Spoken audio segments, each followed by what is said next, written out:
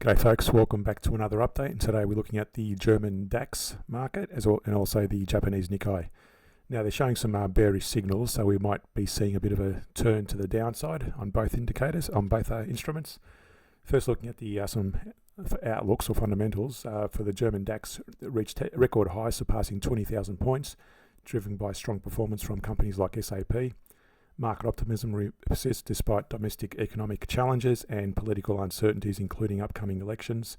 Potential fiscal reforms and global economic conditions may further influence future performance.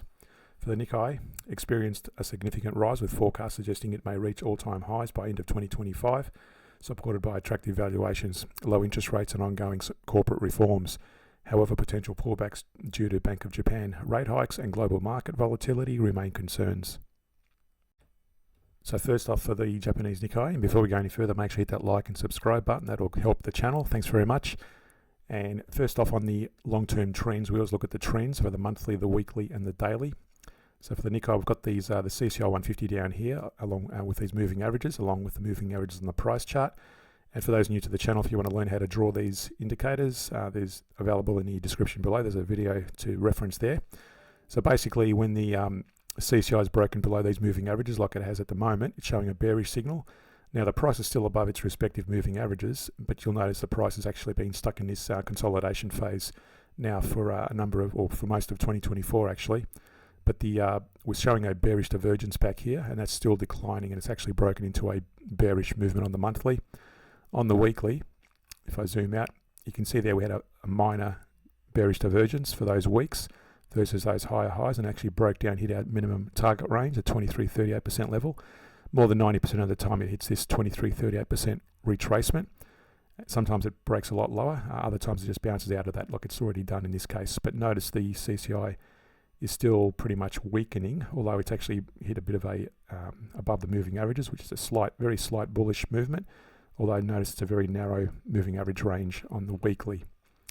Now if we go to the daily, more closely, you can see that I've drawn these minor support resistance lines. It's been hovering through that since around September, and it's still in that range. Now you'll notice on the daily, it's actually been bullish since the start of December. It's actually broken into that moving average range. So you would have gone long at that point, and you close it out when it enters into that moving average range. Now if you're trading on the intraday time frame, I've got the daily here. We always trade in the direction of the higher time frame. So this, and I've got the 1 hour here. So assuming you're trading on the 1 hour, and if you want to just interchange this with your own time frame, so if you're trading on the 4 hour or 2 hour or whatever, just interchange that with your time frame. So again, you go long in this case based on the daily trend. So you would have gone long at that point there, and that was, as I said, the start of December. So if we go to the start of December, you would have taken a long entry there when that broke above the CCI on the 1 hour, and the price broke above the respective moving averages. And you would have closed it out. The first entry close would have been at that point when the CCI broke into that moving average range. So you would have made that little gain there, and then open up another position at that point, and just follow it again, closing it out when it touches the moving average of the CCI. Now you'll notice the CCI gives you an early warning exit, and the price actually fell a lot further had you been following the this moving average range here, exit. I use the moving average on the price chart more of as an entry signal, as well as the moving average on the CCI, but only the CCI as an exit signal to close the trade. Now you'll notice there we had a bearish divergence, lower highs versus higher highs, and that pulled back and hit that around the 23, maybe about the 50% level retracement. At the moment though, you'll notice here it's a fresh break to the downside on the CCI with the price below the moving averages, but we don't go short because the daily is still showing a neutral positioning. It's in that moving average range. It's a bit risky sometimes to enter when that hasn't fully confirmed, and sometimes even the confirmation doesn't always guarantee it's going to fall much further. But I prefer to wait until the daily is broken, either full bullish or full bearish, before entering the trade on the intraday time frame. So for the German DAX, on the monthly, it's been very bullish now for since the start of 2024. Nice big bull run on the price as well, above its moving averages, and no sign on the monthly of a pullback. On the weekly, however, we had a few bearish divergence, and they respectively able to mark those 23-38% levels with these rectangles. So a bit of a pullback there with that divergence.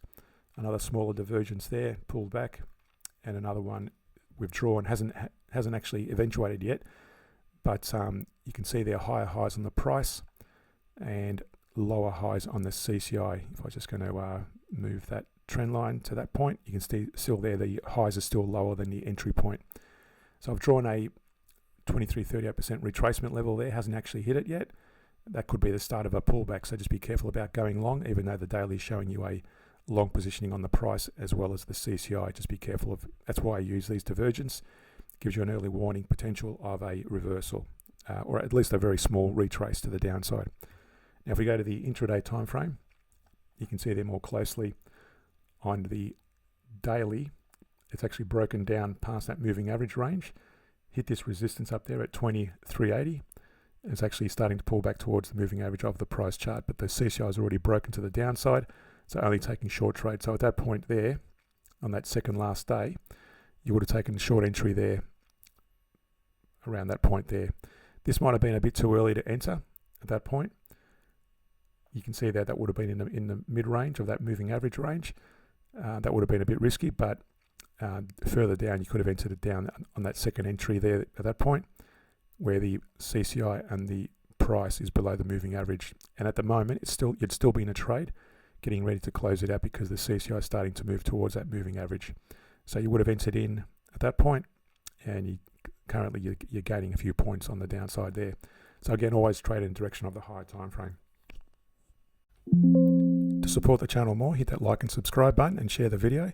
For added benefits and the cost of a coffee, consider subscribing to the Patreon page, where we look at weekly scans of bullish trending shares and insider trades that may have occurred. Thanks again, and see you in the next video.